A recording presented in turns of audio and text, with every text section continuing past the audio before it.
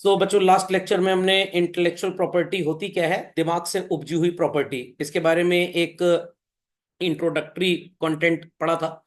आज इसी को कंटिन्यू करते हैं। कोई भी ऐसी प्रॉपर्टी जिसको आप देख नहीं सकते, बट ये पैदा हुई है इंसान के दिमाग से। मैंने कोई इन्वेंशन किया, कोई डिजाइन बनाया, कोई आर्टिस्टिक वर्क किया, कोई स्क्रिप्ट लिखी मूवी की, कोई सॉन्ग लिखा, कोई पेंटिंग बनाई, कोई स्पेशल नेम है, सिंबल है, इमेज है, कंपनी का लोगो है, और इसको अपने नाम पे रजिस्टर कर दिया।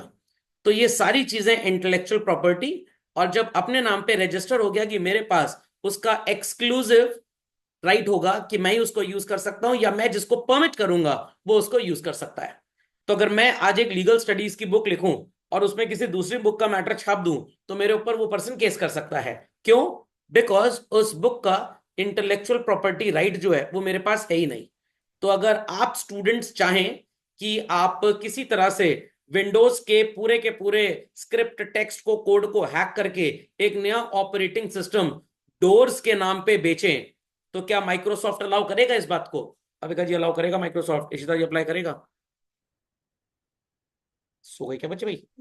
बिल्कुल नहीं नो करेगा। सर। और माइक्रोसॉफ्ट हमको स्यू कर नो दिया सर। 2 रुपए के लिए। क्यों? क्योंकि भाई हम उनके राइट को इनफ्रिंज कर रहे हैं। इनफ्रिंज मतलब डिस्टर्ब कर रहे हैं, अपने नाम से यूज कर रहे हैं। इसीलिए इस तरह के कानून की बनाने की बहुत ज्यादा जरूरत पड़ती है।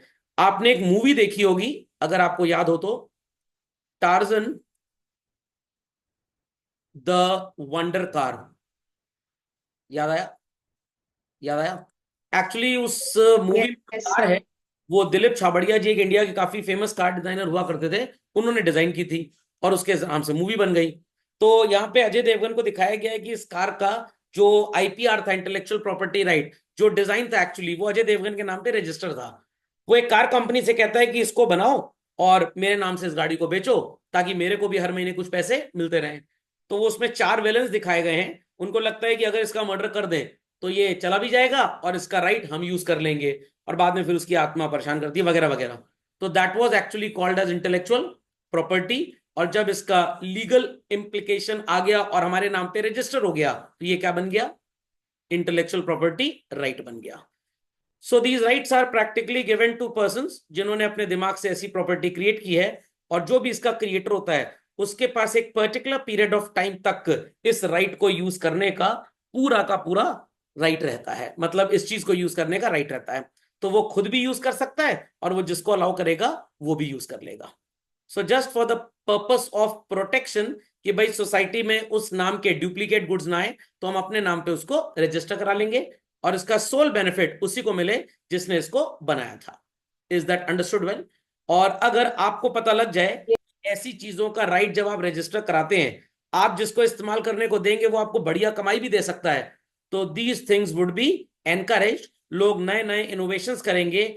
वो सोशल भी हो सकते हैं, इकोनॉमिक, साइंटिफिक और सोसाइटी के कल्चरल डेवलपमेंट में भी काफी काम आता है। मान लीजिए कि मैंने कोई साइंटिफिक फॉर्मूला बनाया किसी मेडिसिन का, और मेडिसिन का नाम रख दिया पीप्लॉक्स, और इसको अपने नाम पे रजिस्टर करा लिया। कोई और दूसरा यूज करेगा, उसे पता है रजिस्टर्ड नेम है, हम इस नाम पे दवाई नहीं बेच सकते, और अगर वो बेच रहा है बिना मेरी परमिशन के, आई विल स्यू हिम और her in the court of law. Is that clear? तो पिप्लॉक्स नाम की दवाई इसलिए बनाई गई ताकि जो लोग इसको खा लेंगे उनको कभी भी चिकन पॉक्स या स्मॉल पॉक्स नहीं होगा। तो दूसरा इस नाम की दवाई ना बनाए, that's why we need to get it registered. समझ में आ गई इतनी बात? Alka got it? इसका got it? Everybody got it? चलिए। तो दो तरह यस के सर। इसके क्लासिफिकेशंस होते हैं। One is called as industrial property and other is called as copyright. अब अलग अलग इसी में कॉपीराइट के कंटेंट बनते गए। किसी को आप पेटेंट बोलते हो, किसी को ट्रेडमार्क बोलते हो, होता प्रैक्टिकली वो कॉपीराइट के अंदर ही है। ओके। सो इंडस्ट्रियल प्रॉपर्टी का मतलब क्या होता है, ध्यान से सुनिएगा। आपने एक पर्टिकुलर फैन बनाया और उस फैन को आप क्लैप करने से कंट्रोल कर सकते हैं। आपने अगर 3 क्लैप किए तो वो 3 नंबर पे चलेगा, 2 क्लैप किए तो 2 नंबर चलेगा। सर तो ऑन कैसे होगा? आपको ऑन करने के लिए 1 सेकंड के गैप में 2 क्लैप करने होंगे, ऑन हो जाएगा। और 3 तेज तेज करेंगे तो वो ऑफ हो जाएगा, और धीरे धीरे करेंगे तो उसकी स्पीड कंट्रोल होगी। ये इन्वेंशन आपने अपने नाम पे रजिस्टर करा लिया। इस इंडस्ट्रियल प्रॉपर्टी को क्या बोलते हैं? पेटेंट। नेस्ले के पैकेट में घोंसले के अंदर चिड़िया बैठी है, इट्स अ ट्रेडमार्क। कोई स्पेशल मशीन आपने बनाई जो आप ही बना सकते हैं, जैसे करेंसी काउंटिंग मशीन, ऐसी कुछ मशीन जो सिर्फ आप बनाएंगे और कोई नहीं बनाएगा, they are called as industrial designs.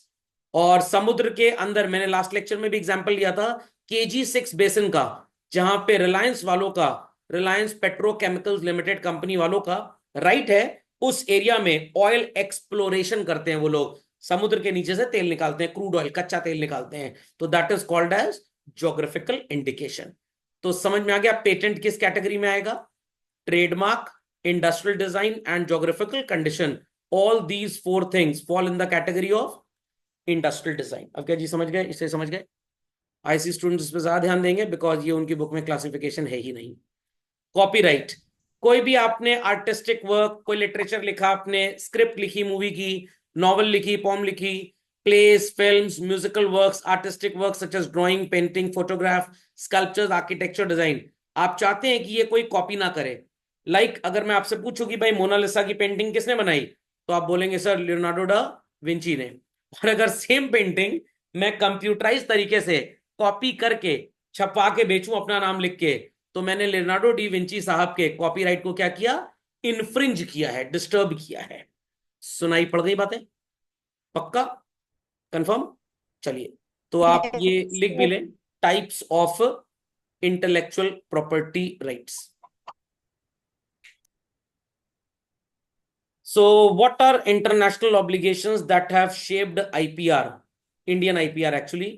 तो अगर ऑब्वियस सी बात है, लोग एक दूसरे का नकल ना मारते, डुप्लीकेसी ना करते, तो शायद कभी आईपीआर की जरूरत पड़ती ही ना।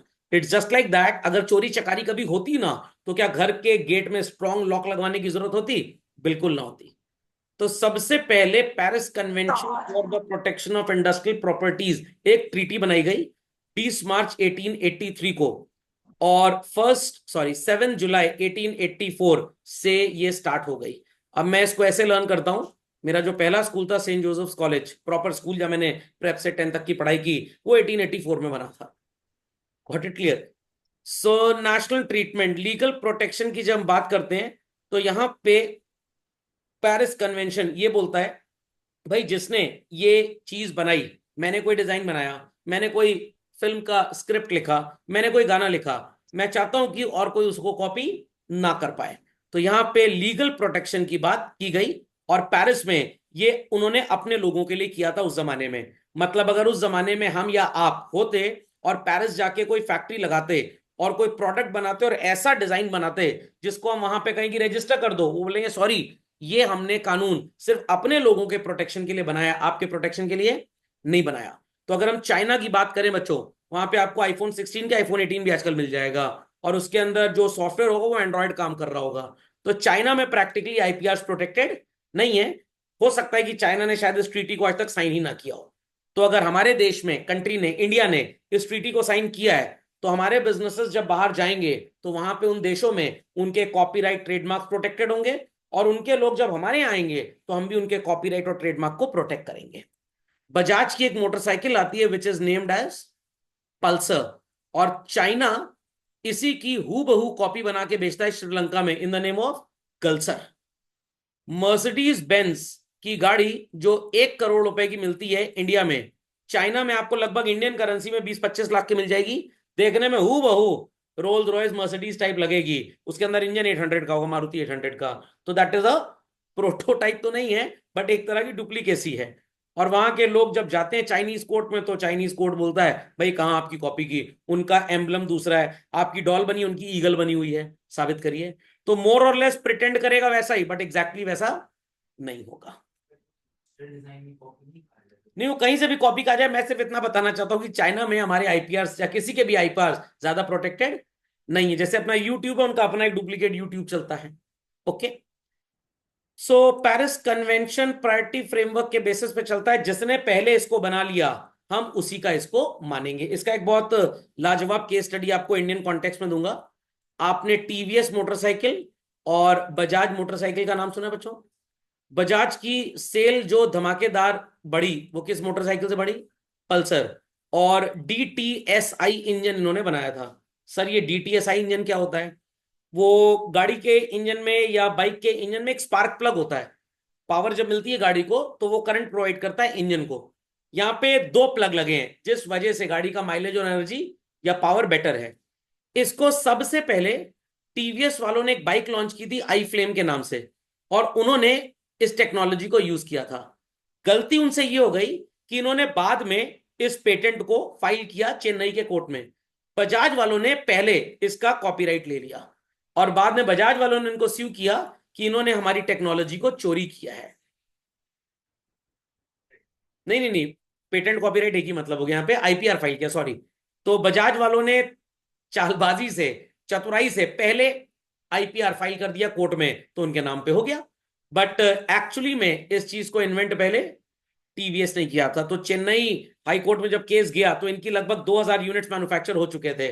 तो टीवीएस वालों को बोला गया जितना मैन्युफैक्चर हो चुका है उतना आप बेच लीजिए, इसके बाद से आप इस नाम पे बाइक डीटीएसआई की नहीं बना सकते। तो डीटीएसआई इनको मिल गया चालबाजी से, और ये अपाचे और अलग अलग नाम से अपनी बाइक्स बेचने लग गए। तो this is somewhat called as priority framework. जो पहले आएगा उसी के नाम पे हम उसको रजिस्टर कर देंगे। तो पूरी दुनिया में माइक्रोसॉफ्ट जहां पे भी बिजनेस करता है तो विंडोज ऑपरेटिंग सिस्टम उसी के नाम पे है, कोई दूसरा उसको बना नहीं सकता। समझ गए बात को? अविका जी, इशिता जी समझ गए? People on the hot seat समझ गए? यस। चलिए, दूसरा बच्चों, the burn convention for the protection of literary and artistic work. ध्यान से सुनिएगा।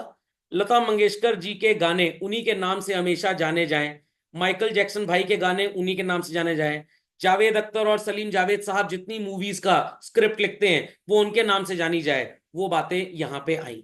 तो इंडस्ट्रियल प्रॉपर्टी पहले आई दुनिया में और उसके बाद लिटरेरी और ड्रामा की बात की गई। सर ऐसा क्यों? क्योंकि भाई देखिए, पहले इंडस्ट्रियलाइजेशन हुआ क्योंकि लोगों को नीड थी उसकी, ओके, वर्ल्ड वॉर 1 के बाद। और उसके बाद लोगों ने सोचा पैसे तो ठीक ठाक कमा लिए, अब चलो थोड़ा म्यूजिक और ड्रामा की तरफ चलते हैं। तो कोई बहुत बाद में नहीं आया। ये बर्न कन्वेंशन जो आया था बच्चों, दिस केम इन 9 सितंबर 1886, और ये एनफोर्स हुआ 1887 को। कैसे याद रखेंगे सर इसको? यूएस में अटैक हुआ था ना 9/11 सितंबर 2011 में, तो ऐसे याद रख लीजिएगा। और 9 सितंबर डेट भी 9 और मंथ भी 9।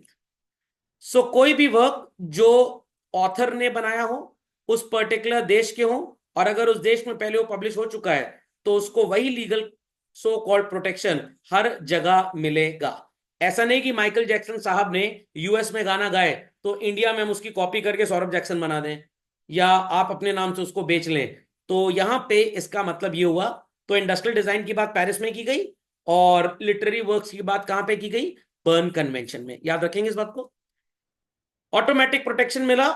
Mandated legal production should not be subject to compliance with any formalities. Lata Mangeshkar ji ने अगर एक गाना गा दिया, अब ये नहीं कि मैं उसी गाने में धुन चेंज कर दूं, म्यूजिक चेंज कर दूं और अपने नाम से उसको एड्रेस करूं, नहीं, अलाउड नहीं है। वो शब्द उन्हीं के माने जाएंगे कि उन्हीं के गाए हुए हैं। तो लिरिक्स मैंने दी और गाना मान लीजिए इशिता जी और अविका जी ने गाया, और कल को गर्व जी और धैर्य भाई हमारे कह रहे हैं हम भी इसको गाएंगे मेल वॉइस में, स्टिल कॉपीराइट लिरिक्स का मेरे पास होगा और सिंगिंग का जिन लोगों ने गाया है उनके पास रहेगा। Independence of protection, legal protection should be independence of the existence of the protection in the origin, country of origin of the work. कहने का मतलब, हिंदुस्तान में अगर लता जी ने कोई गाने गाए, टी सीरीज वालों ने उसको रिकॉर्ड किया, तो ये कॉपीराइट हमेशा किसके पास रहेगा? टी सीरीज के पास। दूसरे देशों में क्लब में, ड्रामा थिएटर में, कहीं पे भी उसको आप सुन सकते हैं, बजा सकते हैं, बट ये क्लेम नहीं कर सकते कि ओरिजिनल वर्क हमारा है। Is that clear? तो पेरिस में और बर्न कन्वेंशन में एक सबसे बड़ा डिफरेंस आपको नजर आ गया। वहां पे हम अपने लोगों की बात करते थे, पेरिस के लोगों की। यहां पे हम पूरे दुनिया में हर जगह बात कर रहे हैं। तो दोनों में से बेटर आपको क्या लगा, पेरिस या बर्न? सब लोग आंसर दे सकते हैं भाई, अविका जी, ईशिता जी आंसर दे सकती हैं। बेटर कौन सा लगा, पेरिस या बर्न? कोई भी नहीं। Better is burn. क्यों? क्योंकि यहां पे लिखा है ना, invention of national from other member countries. आपको मेंबर बनना पड़ेगा इस कन्वेंशन का, ट्रीटी साइन करनी पड़ेगी, नहीं तो आपको प्रोटेक्शन नहीं मिलेगा। बट बर्न में ऐसा कहीं नहीं लिखा कि आपको ट्रीटी साइन करनी पड़ेगी। एक जगह आईपीआर प्रोटेक्टेड है तो बाय डिफॉल्ट दूसरी जगह भी प्रोटेक्टेड है। समझे इस बात को? रिश्ता गॉट इट? अभी का गॉट इट बच्चे? अप्लाई होगा बट वो मानते नहीं है उसको वहां यस। पे। Yes universal sir. Copyright convention ये 1952 में आया। UCC adheres to the principle of national treatment rather than automatic protection, which implies that contracting countries are not obligated to provide foreign works with automatic protection। ये तो साफ साफ लिख रहा है, यूएस में अगर कुछ बना तो इंडिया में ऑटोमेटिक प्रोटेक्शन नहीं होगा, इंडिया में अलग से आपको एप्लीकेशन देकर अपना कॉपीराइट री रजिस्टर कराना पड़ेगा। तो कहने का मतलब पेरिस कन्वेंशन ओरिजिनली पेरिस वालों के लिए था, अगर इंडिया उसको साइन कर देता है तो इंडिया में भी पेरिस के कॉपीराइट्स को, इंडस्ट्रियल डिजाइन्स को, किसी भी चीज को प्रोटेक्शन मिलेगा। बर्न कन्वेंशन में लिखा है कि दूसरी जगह भी बाय डिफॉल्ट ये चलेगा। यूसीसी तो साफ साफ कह रहा है भैया जिस देश में बना है सिर्फ उसी देश में उसका प्रोटेक्शन एंश्योर्ड है by the court of law, दूसरे देशों की जिम्मेदारी नहीं है। आप वहां गए अलग से उस देश के कानून के तहत रजिस्ट्रेशन कराइए। मतलब इंडिया में अगर आपने ड्राइविंग लाइसेंस बनवाया, आप यूएस में गाड़ी नहीं चला सकते, बट अगर आपके पास इंटरनेशनल ड्राइविंग लाइसेंस है तो जिस जिस कंट्री में वो रिकॉग्नाइज्ड है automatically you are free to drive your vehicle there. Okay. Term of the work 25 साल। Original literary artistic scientific work are eligible for protection. Reasonable notice of copyright आपको देना पड़ेगा। अगर किसी देश में आप जा रहे हैं बताइए भाई मेरा कॉपीराइट प्रोटेक्ट करो, और यहां पे कितने साल का प्रोटेक्शन मिलता है आपको, ध्यान से सुनिएगा। Protection for a work last for the duration of authors life time and additional 25 year. जब तक ऑथर जिंदा है तब तक तो रहेगा ही रहेगा, और उसके 25 साल बाद भी। समझ में आ गया? मतलब सर मोहम्मद रफी साहब ने मान लीजिए कोई गाना लिखा, तो जब तक मोहम्मद रफी साहब जिंदा हैं इस कन्वेंशन के तहत वो उन्हीं का माना जाएगा, और डेथ के 25 साल बाद भी उन्हीं का है। उसके बाद अब यहां पे HMV हो गया, RPG हो गया, द ग्रामोफोन कंपनी हो गया, T सीरीज हो गया, ये सब अपने नाम पे कॉपीराइट इसका ले लेते हैं और टाइम टू टाइम उसको री रजिस्टर कराते रहते हैं। नहीं नहीं, मैं तो आपको कन्वेंशन की बात बता रहा हूं ना। नेशनल कन्वेंशन अगर आपके देश में यूसीसी लागू होता है तो इसका मतलब जो आपके देश में कॉपीराइट बना, जो आपके देश में इंटेलेक्चुअल प्रॉपर्टी बनी वो प्रोटेक्टेड है। कब तक? जिसने बनाई उसके मरने तक और उसके मरने के 25 साल बाद तक। अब अगर वही गाना दुबई में गाया जा रहा है तो हमको वहां पे अलग से एप्लीकेशन फाइल करना पड़ेगा। बर्न में ऐसा नहीं है। अगर यूएई ने बर्न कन्वेंशन साइन किया है तो ऑटोमेटिकली इंडिया के कॉपीराइट्स वहां पे प्रोटेक्टेड हो जाएंगे, मतलब बाय डिफॉल्ट है वो। तो नेशनल ट्रीटमेंट में बाय डिफॉल्ट नहीं है। ऑब्वियस सी बात है, आपके घर में कोई मेहमान आएगा तो सबसे पहले क्या उसको आइसक्रीम खिला देंगे? नो, पानी ऑफर करेंगे। दैट इज बर्न और पेरिस कन्वेंशन। या पेरिस कन्वेंशन में आप ये बोल सकते हैं मेहमान आए, घर वालों को पानी पिलाएंगे, मेहमानों को नहीं पिलाएंगे। बर्न कन्वेंशन में मेहमानों को पिलाएंगे, इज दैट क्लियर, और घर वालों को भी पिलाएंगे। यूसीसी में सिर्फ मेहमानों को पानी पिलाएंगे, घर वालों को नहीं पिलाएंगे। समझ गए बात को? इशिता जी समझ गई? Miss Avika ji, people on the hot seat समझ गए? Yes sir. तो yes contracting sir. Countries must provide a specific set of rights to the lawful owner of the work who provided that they do not create conflict with the spirit of the convention. समझ में आ गया? चलिए, सो हमारे ISC 11th की books में सिर्फ विप्पो मिलेगा। World intellectual property organisation ये सबसे बाद में आया। 14 जुलाई 1967 को स्टॉकहोम में हुआ था। 1970 में एनफोर्स हुआ, 79 में अमेंड हुआ, और विप्पो यूएन का पार्ट 1974 में बना था। सो इसके दो ऑब्जेक्टिव थे। Promote legal protection of the property world wide. China ने साइन तो किया हुआ है विप्पो, बट इतने बदतमीज हैं, अगर उनके यहाँ कोई बाहर से आता है बिजनेस करने के लिए उसका डिजाइन खुद ही चोरी कर लेते हैं। आईफोन 8 जब लॉन्च किया था एप्पल ने, उसके पहले ही उसको चाइना की किसी फर्जी कंपनी ने लॉन्च किया और बोला कि हमारा है, और उसके अंदर जो सॉफ्टवेयर था वो भी अपने टाइप का था, क्योंकि फोटोज वगैरह लीक हो जाती हैं। Facilitate administrative cooperation between intellectual property unions created by treaties administered by WIPO। ये बहुत इंपॉर्टेंट है बच्चों। विप्पो में पेरिस कन्वेंशन, विप्पो में बर्न कन्वेंशन एंड विप्पो में UCC automatically by default covered हैं। तो लेटेस्ट इस समय विप्पो चल रहा है, तो अगर आपके देश ने विप्पो साइन किया हुआ है तो आपका कॉपीराइट पूरी दुनिया में जहां जहां विप्पो का सिग्नेचर है, विप्पो के मेंबर्स हैं, प्रोटेक्टेड है। मान लीजिए इंडिया ने, यूएस ने विप्पो साइन किया, फॉर एग्जांपल पाकिस्तान ने नहीं किया, तो हमारा कॉपीराइट पाकिस्तान में छीना जा सकता है, डुप्लीकेसी हो सकती है, और आप विप्पो को अगर कंप्लेन करेंगे, विप्पो कहेगा रुक जाइए पहले यूएन से बात कर लेते हैं। विप्पो के पास डायरेक्ट दखल अंदाजी करने का कोई भी राइट नहीं है, उनको किसके थ्रू मूव करना पड़ेगा? यूएन। आपको लग रहा है पड़ोसी का बेटा आपके घर में चोरी किया है, आप नहीं जा सकते, पुलिस के साथ जा सकते हैं। सुनाई पड़ गई बात? सुनाई पड़ गई बात भाई? Any doubts on this? चलो, No, थोड़ा सा sir. पर्सपेक्टिव हो जाए। WTO सबको पता है, पूरी दुनिया में ढेर सारी किटी पार्टी हुई, यूनाइटेड नेशन भी एक बहुत बड़ी किटी पार्टी है। आपस के बिजनेस, अगर इंडिया और दुबई दोनों WTO, सॉरी यूएई, दोनों WTO मेंबर हैं, मैं इंडिया का इंपोर्टर, आप दुबई के एक्सपोर्टर, आपने मेरे को सामान भेजा, मैं पैसा लेके भाग गया, तो अब इंडियन गवर्नमेंट को पेमेंट करना पड़ेगा और हमें ढूंढ के जेल में डाल देगी इंडियन गवर्नमेंट। क्यों? क्योंकि हम दोनों क्या हैं? WTO मेंबर हैं।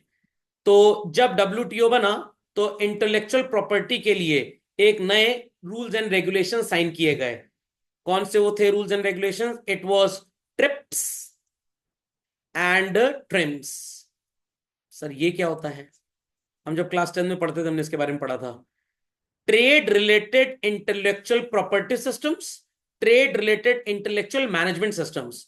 प्रॉपर्टी सिस्टम में तो ये था कि भाई कौन कौन सा इंटेलेक्चुअल प्रॉपर्टी रजिस्टर होगा और कौन सा नहीं होगा, और इंटेलेक्चुअल मैनेजमेंट सिस्टम्स कैसे हम वकीलों को, लॉयर्स को एंगेज करेंगे कोर्ट के प्रोसीडिंग्स में अगर हमारे कॉपीराइट के साथ कोई छेड़छाड़ होती है तो। आप टर्मरिक जानते हैं बच्चों क्या होता है? हल्दी। अभी यूएस की एक कंपनी थी काफी साल पहले, उन्होंने हल्दी का कॉपीराइट कराने की कोशिश की कि हम इससे, टर्मरिक में बहुत मेडिसिनल वैल्यूज होती हैं, हम इससे दवाई वगैरह बनाएंगे। क्या बनाएंगे? और बाद में जब पता लगा हमें ये, तो हमने कहा नहीं भाई ये तो हमारे यहाँ की पैदावार है, आप कैसे इसका कॉपीराइट करा सकते हो? तो एज पर ट्रिप्स एंड ट्रिम्स ये डिनाई कर दिया गया। नहीं, ज्योग्राफिकल इंडिकेशन ये नहीं होता। ज्योग्राफिकल इंडिकेशन होता है जहां पे हम किसी चीज को डिस्कवर करते हैं, that is a geographical indication. Turmeric तो आप अपने घर में पौधा लगा सकते हैं। ओके, चलिए। तो यूरोपीय राउंड में एक नया कॉन्सेप्ट आया ट्रिप्स के बाद, and that was GATT, general agreement on trade and tariff in the year 1984। अगर हम और यूएई दोनों गैट मेंबर हैं, दोनों ने गैट को साइन किया है, तो हम यूएई से बोल रहे हैं कि तुम्हारा सामान जब इंडिया आएगा तो हम इंपोर्ट ड्यूटी आधी लेंगे इन कंपैरिजन दूसरों के यहां से जो सामान आता है। फॉर एग्जाम्पल, अगर ये पेन हम यूएस से इंपोर्ट करते हैं, इंपोर्ट ड्यूटी अगर 25% है, तो दुबई यूएई से आने में 12.5%। फिर यूएई को भी हमारे साथ प्रॉमिस करना पड़ेगा, इंडिया से जब वहां सामान जाएगा तो इंपोर्ट ड्यूटी कम लो, ताकि वहां के लोगों को हमारा सामान सस्ता पड़े और हमारे लोगों को यूएई का सामान भी सस्ता पड़े। सुनाई पड़ गई ये बात? सो ट्रिप्स इफेक्ट में आया जनवरी 1995 में, और ये सबसे ज्यादा कॉम्प्रिहेंसिव अग्रीमेंट था कंट्रीज के बीच में अमंग इंटेलेक्चुअल प्रॉपर्टी। अभी कुछ दिन पहले हमने मैगी के ऊपर एक बैन लगाया था। तो यूएस की कंपनी है नेस्ले, हमने मैगी पे बैन लगाया, और पता है यूएस वालों ने क्या किया बच्चों? यूएस वालों ने बाबा रामदेव के नूडल पे बैन लगा दिया। तो फिर ये गैट और ट्रिप बीच में देखा गया और बोला गया भाई ये गलत बात है। हम इतना परेशान रहते हैं चाइनीज गुड से, यस और नो? तो सर रोक क्यों नहीं देते? गैट अग्रीमेंट है भैया, हम ना उनको डिनाई करेंगे ना वो हमको डिनाई करेंगे। Is that understood? But Japan और यूएस के बीच में इतनी लड़ाई झगड़ा तनातनी रहती है कि दोनों एक दूसरे का मुंह नहीं देखना चाहते। क्यों सर? क्योंकि यूएस ने वो फेंका था ना उनके ऊपर, लिटिल बॉय और नोटी बॉय नाम का कोई बम पटाखा। तो जापान ने सब कुछ अपना बनाया, यूट्यूब अपना है, व्हाट्सएप अपना है, पेमेंट सिस्टम्स अपने, सब अपना है। बट अगेन जापान और यूएस ने भी अग्रीमेंट साइन किए हैं। बट इतना स्ट्रांग वहां का ट्रेडिशन है, इतना स्ट्रांग एजुकेशन है, जैसे हमारे घर में बच्चों को सिखाया जाता है बड़े बूढ़े आए तो उनकी इज्जत करनी है, तो वहां बच्चों को सिखाया जाता है जापान वालों को यूएस का कोई भी सामान नहीं खरीदना। तो अग्रीमेंट है बट डिमांड ही नहीं करते। जब जापानीज डिमांड नहीं करेंगे अमेरिकन गुड्स, तो क्या अमेरिका से इंपोर्ट आएगा? नहीं आएगा। तो हम हिंदुस्तानी अगर सुधर जाएं कि हम चाइनीज गुड्स की डिमांड ही नहीं करेंगे, सामान एक बार आके पड़ा रहने दो दीपावली पे, खरीदो ही मत, इतना नुकसान हो जाएगा दुकानदारों को, अगले साल से वो चाइना का सामान इंडिया मंगवाएंगे ही नहीं। इस तरह बच्चे समझ गए? अविका जी समझ गए इस बात को? Yes, sir. और जब दुकान पे यस सामान सर। लेने जाते हैं, दुकानदार कहता है ये इंडिया वाली लाइट 130 रुपए की है, चाइना वाली 40 रुपए की है, कौन सी खरीद के चले आते हैं हम? चाइना वाली। Okay, so it covers all the forms of intellectual property. मतलब सर, चाहे वो इंडस्ट्रियल डिजाइन हो चाहे कॉपीराइट्स हो, और आपस के देशों में इन सब के प्रोटेक्शन की श्योरिटी मिलती है। एप्पल क्यों इंडिया चलाया? क्योंकि उनको पता है कि इंडिया में हमारा इंटेलेक्चुअल प्रॉपर्टी राइट काफी प्रोटेक्टेड है। कोई भी डुप्लीकेट मोबाइल यहाँ पे एप्पल का नहीं बनेगा, और अगर बनेगा, बिकेगा और हम पकड़ के कंप्लेन करेंगे, तो in that case government of India protection के स्टेप्स कोर्ट प्रोसीडिंग से थ्रू फॉलो करेगा। बट चाइना कुछ नहीं कर रहा है। तो इंडिया ने ट्रिप्स को साइन किया और ढेर सारे प्रोटेक्शन के लिए कानून बनाए बच्चों। पहला ट्रेडमार्क एक्ट, दूसरा designs act, copyright act, patent act, geographical indication act, protection of plant varieties and farmers rights act. मतलब सर, मैंने एक खास तरीके का क्रॉप बनाया। सर कैसा क्रॉप बनाया? मैंने अमरूद का पेड़ लिया और आम का पेड़ लिया, 45 डिग्री पे ग्राफ्ट करके जोड़ दिया। अब उस एक पौधे में अमरूद की पैदावार आम के वजह से और आम की पैदावार अमरूद की वजह से डबल हो गई। उस पेड़ में आम भी उग रहा है, अमरूद भी उग रहा है, तो आउटपुट बढ़ेगा।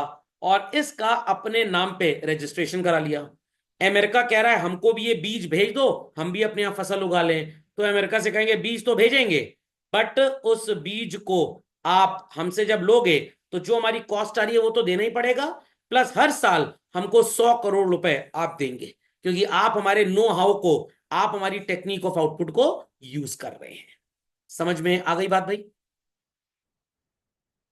हाँ। Yes, sir. Yes, जज जी sir. का सवाल है, एक बार नो हाउ जान लेता है तो अगली बार वो खुद बना सकता है। अगर वो अगले साल हमको पेमेंट नहीं करेगा, हम इंटरनेशनल कोर्ट ऑफ जस्टिस में सू कर देंगे उसको कि ट्रिप्स अग्रीमेंट में बात लिखी है, जिंदगी भर आपको हमको पैसा देना है। हाँ, अगर हमारी फसल से उन्होंने कुछ ऐसा बनाया जिसमें हमारी फसल का हम साबित नहीं कर पाएंगे कोई भी अंश मौजूद है, तो फिर वो हमारी चीटिंग नहीं मानी जाएगी। Is that understood? जैसे मैं पढ़ा रहा हूं, मेरे वीडियो की कॉपी करके आप भी वीडियो बनाने लग जाएं, अगर टेक्स्ट, बैकग्राउंड, बोलने का तरीका नजर आ रहा है कोर्ट को कि हाँ ये सौरभ सर को कॉपी कर रहे हैं, या मैं ध्रुव राठी जी की वीडियो को देखकर इंफॉर्मेशन लेके कॉपी करूं, तो मेरे को स्यू कर सकते हैं, प्रोवाइडेड उनके लिटरेरी वर्क का कॉपीराइट या इंटेलेक्चुअल प्रॉपर्टी रजिस्टर्ड होगा। तब नहीं रजिस्टर्ड तो कुछ नहीं कर सकते। समझ में आ गया? जैसे मैं ये सीबीएसई किताब यूज कर रहा हूं, मैं कह रहा हूं ना सीबीएसई की मेरी नहीं है, मैं झूठ बोल दूं नहीं ये मेरी है, सीबीएसई कहेगा भी इनके ऊपर 100 करोड़ रुपए का मुकदमा ठोकते हैं। समझ गए भाई बात को? पक्का? पेटेंट की हिस्ट्री 1911 से है, और Indian patent and design act 1911 में बना था। जो अभी आप पढ़ते हैं 1970 वाला, ये अमेंडेड है। तो लगातार पेटेंट्स बढ़ते गए हिंदुस्तान में, तो सोचा गया कि भाई कानून बनाने की बहुत जरूरत है। तो 2005 में इसको ट्रिप्स के अकॉर्डिंगली बना दिया गया, और आज इसका नाम पेटेंट्स अमेंडमेंट एक्ट 2005 है। तो इसमें टेक्नोलॉजिकल चीजें, खाने से रिलेटेड दवाई, केमिकल, माइक्रो ऑर्गेनिज्म सब आ जाता है। तो अभी आपने देखा होगा कि एक नई तरीके के अमरूद आजकल बाजार में आ रहे हैं। पहले वो छोटे गोल अमरूद आया करते थे, आजकल बड़े अजीब टाइप के अमरूद हैं। तो अगर इसका हमने प्लांट वैरायटीज का रजिस्ट्रेशन करा लिया, तो दूसरा कोई देश इसको अपना बोल के बेच नहीं सकता। समझ में आ गया? एमवे का नाम सुना है बच्चों? एमवे काफी ऐसी चीजें बनाता है जो अफ्रीका में वो ऑर्गेनिक फार्म्स में फसल उगाते हैं उसकी, और अपने नाम पे ओमेगा 4 ओमेगा 5 केमिकल के कैप्सूल बना बना के कॉपीराइट करा रहे हैं। एमवे के पास 400 से ज्यादा पेटेंट्स रजिस्टर्ड हैं। तो एमवे जैसी चीज हमारे बाबा रामदेव जी के पास भी है, हमारे वो च्यवनप्राश वालों, बैद्यनाथ वालों के पास भी है। बट ना हम उतनी मार्केटिंग कर पाए, ना हमारे पेटेंट्स उतने स्ट्रांग थे, तो उन्होंने हमारी नकल मार ली पूरी की पूरी। समझ गए भाई? Alka ji, Ishita ji, people on the hot seat ji, समझ गए सब लोग? Any doubts on this? चलिए, तो समझ में आ गया पूरी No, लॉजिक sir. है इसकी। चलिए, तो अगले वीडियो में आपको कॉपीराइट एंड ऑल मिलेगा।